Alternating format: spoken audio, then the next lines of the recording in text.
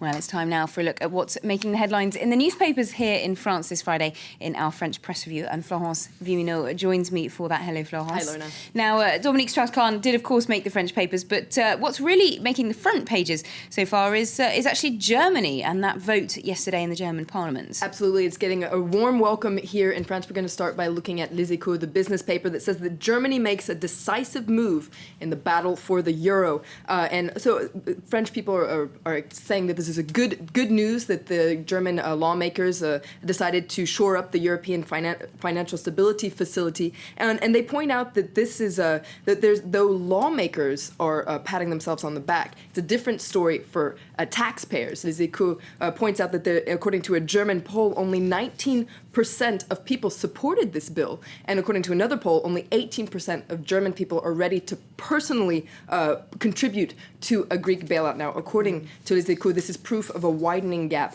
between the elite and the broader population. Now, that vote in the German parliament is also on the front page of Le Figaro, which says that Germany gives a green light to save Greece. Now, according to Le Figaro, there's a sigh of relief in the rest of the Eurozone. And in their editorial, Le Figaro salutes Angela Merkel and says that she is a courageous politician, that says that this is a personal victory for Merkel and also a victory for the rest of Europe. It's, according to Le Figaro, this is proof that Europe can show unity in a time of need. Much needed boost for Angela Merkel there from Le Figaro. Now, sticking with Le Figaro, in fact, Nicolas Sarkozy was in Morocco yesterday, and they've been covering that. Absolutely. There you can see Nicolas Sarkozy with Mohammed VI.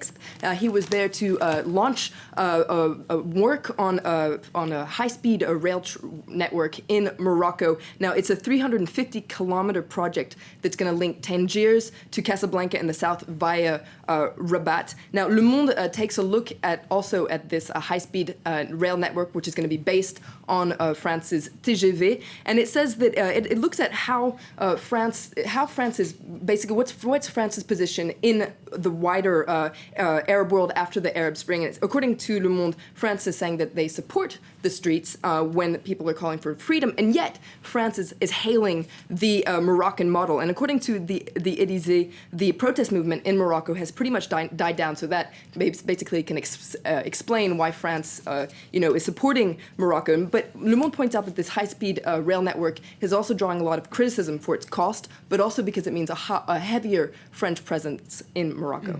Indeed. Well, let's move on now to the more tabloid-style paper François, because they're headlining on what we were mentioning earlier on in the news bulletin, that confrontation yesterday between Tristan Banon and Dominique Strauss-Kahn. Absolutely. And there you see Tristan Banon.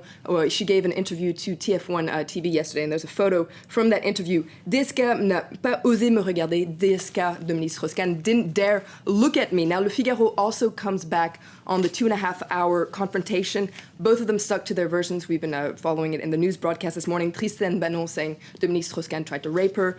DSK, Dominique Strauss-Kahn saying that he just tried to kiss her. Now, Le Figaro comes back on some interesting details. For instance, Dominique Strauss-Kahn said that he felt emboldened by smiles from Tristan Banon back during their meeting in 2003. And the former IMF chief says that he doesn't recall an exchange of text messages they had after that meeting. According to her, he texted her saying, "Did I scare you?" So the question now is how this encounter is going to influence the courts. Indeed. Now, let's move on to a bit of information that sort of went under the radar a little bit. France has a new junior minister of expatriates. Explain a bit more about that. Absolutely. Now, this role, the junior minister of expatriates, was created back in June. Now, the first one was former judo champion David Douillet, but he's just been replaced by Edouard Courtial. Now, this new man is at the heart of a mini scandal because back in May, he signed a bill that was calling for citizenship to be removed from French citizens who aren't registered to pay taxes here in France.